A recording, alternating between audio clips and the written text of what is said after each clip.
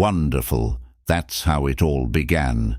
One message from them could brighten your entire day. One smile, one touch, one "I love you" felt like magic. Everything seemed so alive, so perfect. But somewhere along the way, they changed. Or maybe they just stopped feeling the same. And now, you're left wondering how something so real could suddenly feel so distant. This video is for you. If you've ever loved someone who no longer loves you back. If you're carrying a heart full of memories while they've already moved on. We're going to dive deep into what it really feels like when someone you love stops loving you. Not from a textbook, not with fake advice, but with truth, with real emotions, and the pain that words often fail to describe. So stay with me. Let's explore this journey together, because sometimes healing begins when you realize you're not the only one feeling this way. Number 1. The sudden emotional disconnection. One of the most painful parts of losing someone's love is that it doesn't always happen with loud arguments or clear endings. Sometimes it begins with something subtle. You wake up one morning and something feels off. Maybe it's the way they don't kiss you goodbye anymore, or how their voice lacks warmth when they say your name. You start noticing that your texts take longer to get a reply, or don't get a reply at all. The way they look at you changes. There's no sparkle, no excitement, just a blank, polite gaze, like you're slowly becoming a stranger. What makes this stage so tormenting is the uncertainty. Your heart senses the shift, but your mind refuses to believe it. So, you tell yourself stories. Maybe they're just tired. Maybe they're stressed with work. Maybe I'm overthinking, but every part of your being knows something has changed, and it's not temporary. You start overcompensating. You give more, love harder, try to spark conversations, plan surprise dates, just to bring back what you once had. But the truth is, you can't revive something that the other person is no longer interested in. It's like trying to fan a flame that's already been extinguished. This disconnection is a silent storm. It doesn't scream, but it destroys. You sit in the same room, eat at the same table, and even sleep in the same bed. But the emotional miles between you grow wider every day. You feel like a ghost in their world, present but unseen. And despite everything, you still love them. That's the hardest part. You love someone who doesn't seem to feel the same anymore.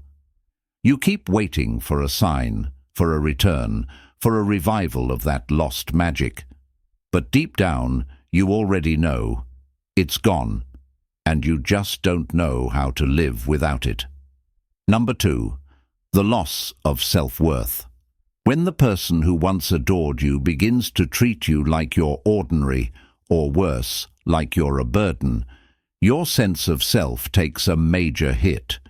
It's like being emotionally evicted from a place you thought was your forever home. One day, you were enough. The next, you feel disposable. You begin to look at yourself through their eyes, not your own. Every flaw you thought you could live with suddenly feels magnified.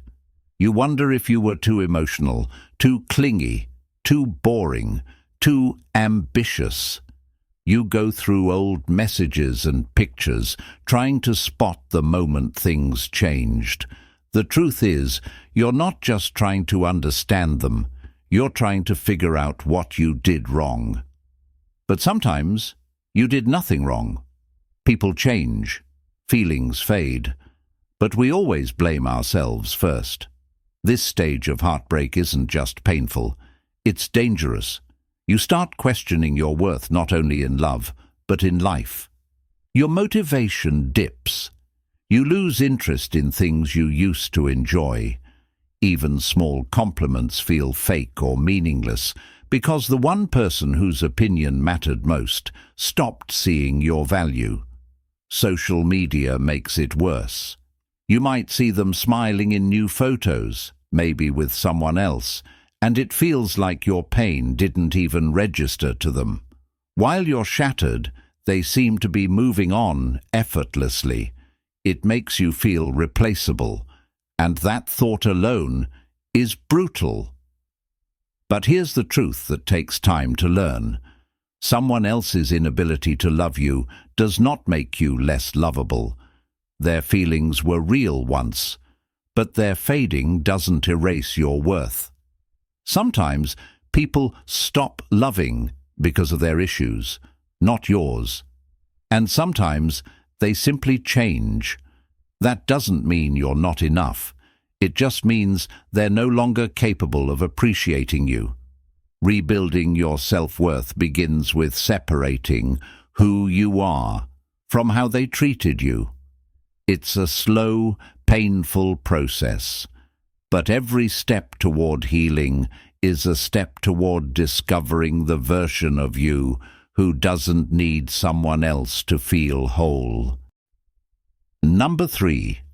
The phantom presence. Even after they're gone, it doesn't feel like they've truly left. Their memory lingers like perfume in a room long after they've walked out. You wake up expecting to see their name on your phone. You instinctively reach for your phone to share something funny, only to remember they're no longer your person. This is the phantom presence. It's when their absence becomes something you carry around like invisible baggage, and everything seems to remind you of them. It's in the songs they used to love, the food they liked, the places you visited together. Even a certain kind of laugh in a stranger's voice can hit like a punch to the chest. And in those moments, the mind plays cruel tricks. You start replaying old conversations, the way they looked at you when they loved you, and wondering how it all slipped away. This emotional haunting isn't just nostalgia. It's a battle with your own heart. You try to convince yourself that you've moved on, but then something small brings the weight of all those memories crashing back in. You might even dream about them, those dreams where they still love you, and everything feels real, until you wake up, and the pain hits harder than before. Sometimes you try to maintain a connection in secret ways, checking their stories, scrolling through old texts, maybe even visiting their profile multiple times a day, hoping for some hidden message. But none of it brings peace. It only reopens wounds that never got a chance to fully heal. You may start questioning whether the love was ever real. If they moved on so easily, did they ever really care? But love is not always permanent, even if it once felt infinite. Just because someone stopped loving you doesn't mean what you had wasn't real. It just means the chapter ended before you were ready. The phantom present stage is brutal because you're stuck between the past and the future. You haven't fully accepted the loss, but you're not living in the present either. You're haunted, and the only way out is through. You have to allow yourself to grieve not just the person, but the version of yourself that existed when you were with them. It hurts, but it's a necessary part of letting go. Number 4. The fear of letting go. Letting go is often more terrifying than the heartbreak itself. When someone you love stops loving you, it's not just the relationship that ends. It's the life you imagined with them, the routines you built, and the person you became while loving them. It feels like you're losing a part of your identity. You shared so many firsts, so many laughs, even fights that you thought brought you closer. Now, all of that feels like it's crumbling, and you don't know who you are without them. You hold on to the tiniest hope.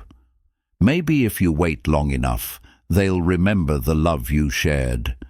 Maybe they're just confused.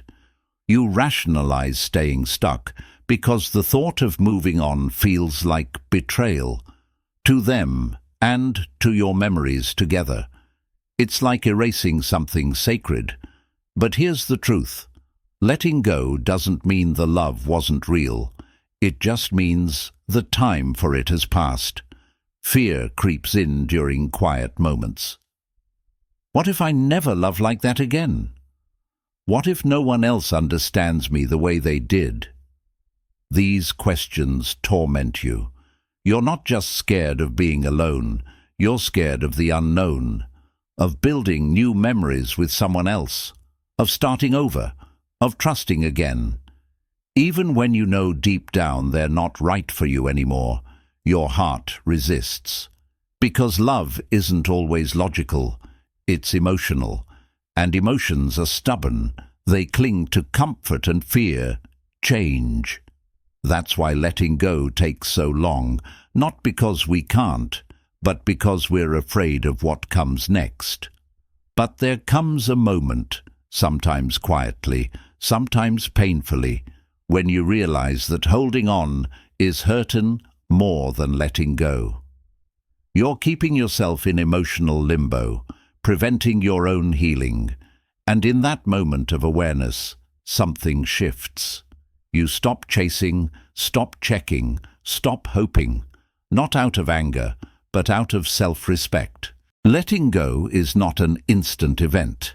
It's a process. It's choosing day after day to stop looking back. It's giving yourself permission to close a door so another can eventually open. And when that happens, it won't feel like betrayal. It will feel like freedom. Number 5. The beginning of healing. After all the sleepless nights, tear-stained pillows and aching silences, something unexpected starts to happen. One day, you don't think about them the second you wake up. Then you go a whole day without checking their social media. Eventually, you laugh again, not the fake kind you forced for months, but a real laugh that catches you off guard. That's the beginning of healing. Healing isn't dramatic or loud. It's quiet. It's found in the small victories. The morning you make your bed, the afternoon you go out with friends, the evening you cook a meal just for yourself. These might seem insignificant, but they're powerful steps in reclaiming your life. You start realizing how much of yourself you had forgotten while loving them. You find old hobbies again, reconnect with friends you drifted from, and even rediscover music that makes you feel alive. You start building a life that isn't centered around them, and it feels good, even if it's still unfamiliar. Most importantly, your perspective changes. You stop asking why they stopped loving you, and start asking why you kept holding on when they stopped showing love. That question leads to self-growth. You realize your own patterns, your attachment style, and the parts of yourself that need care, not from someone else, but from you. This is where strength is born, not from pretending you're okay, but from choosing to face the pain and grow from it. Healing isn't forgetting, it's remembering without hurting. It's being grateful for the love you had, but not needing it to feel whole anymore. And eventually, someone new may come along, but by then, you won't be waiting to be saved. You'll already have saved yourself. The next time you love, it won't be to fill a void. It will be to share the joy you've built within. Love, when it's real, changes you. And when it fades, it changes you even more. When someone you love stops loving you, it doesn't just break your heart, it shakes your world. But here's the truth. Heartbreak is not the end of your story. It's the beginning of a new chapter, one where you are the main character. You see, losing someone you loved doesn't mean you lost your worth. It doesn't mean you're not lovable. It just means their part in your life has ended. And now it's time to start writing your own ending. Stronger, wiser, braver. You may cry. You may miss them, even on your best days. You may wonder what could have been. But eventually, you will look back and thank this pain. Because this pain, it woke you up. It forced you to meet the most important person in your life, you. So hold your head high. Wipe those tears, not to forget them, but to honor yourself. Because healing isn't about pretending it didn't hurt. It's about choosing to grow anyway, to live anyway, to love yourself anyway. And when you finally rise from this, because you will, you'll look in the mirror and see someone who didn't just survive love's loss. You transformed because of it. If this message touched your heart, don't forget to like, subscribe, and share this with someone who needs to hear it. You are not alone. You are healing. And most importantly, you are enough.